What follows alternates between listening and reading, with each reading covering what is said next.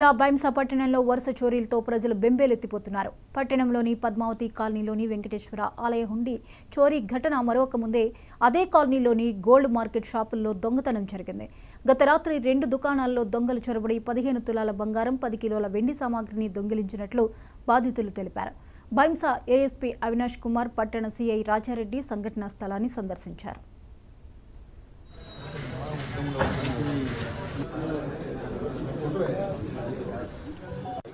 Night నా షాప్లో దొంగతనం అయింది. రాత్రి 10 గంటలకు షాప్ క్లోజ్ చేసి వెళ్ళిన. మార్నింగ్ 10 గంటలకు వచ్చేసరికి షాప్ తీసినది. దాంట్లో ఉన్న బంగారం అందరూ ఎత్తుకొని వెళ్ళిపోయారు. ఎంత ఉంటాయి బంగారం? మినిమం ఒక 120-150 దానికి ఉంటుంది. 150 గ్రామ్స్ అనుకుంటా. వెండి గోల్డ్ జ్యువెలరీ షాప్ వరకు అయితే నా ఇంటికి నా పేరేమో ఆగోజ్వార్ రాజు అని గోల్డ్ షాప్ ఉంది. రాత్రి దొంగతనం జరిగింది. గోల్డ్ ఐటమ్స్ పైన అనుకున్నా కానీ గోల్డ్ ఐటమ్స్ ఒక కాన వెళ్ళలేదు, అది ఉన్నాయి.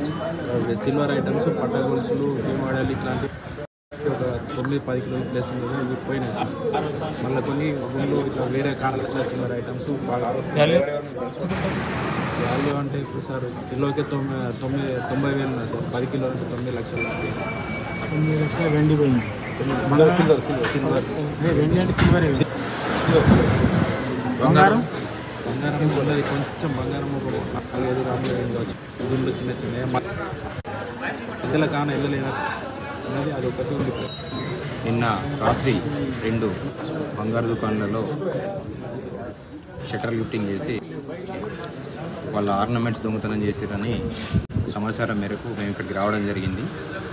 ఇక్కడికి వచ్చిన తర్వాత ఇంకోజ్వర్ రాజు మరియు సంతోష్, కడర్ల సంతోష్ 2 దుకాణాల యొక్క షట్టర్లు లిఫ్ట్ చేసి అందులో ఉన్నటువంటి సామాన్ తీసుకుపోవడం జరిగింది. ఎంత పోయింది అనేది ఇంకా స్పష్టత రాలేదు. ప్రస్తుతం అయితే క్లూస్ టీమ్తోనే ఆధారాలు సేకరిస్తున్నాం. ఈ 2 కూడా కేసు నమోదు చేసి దర్యాప్తు కొనసాగిస్తాం. ఈ ఫింగర్ ప్రింట్ అయిపోయిన తర్వాత వాళ్ళు చెక్ చేసుకుంటే వాళ్ళకు క్లారిటీ వస్తుంది ఎంత ఆర్నమెంట్ ఉండే ఎంత పోయింది అనేది. దాని మీదకి వెళ్ళి ఫిర్యాదు తీసుకొని కేసు నమోదు చేసి దర్యాప్తు చేస్తాం.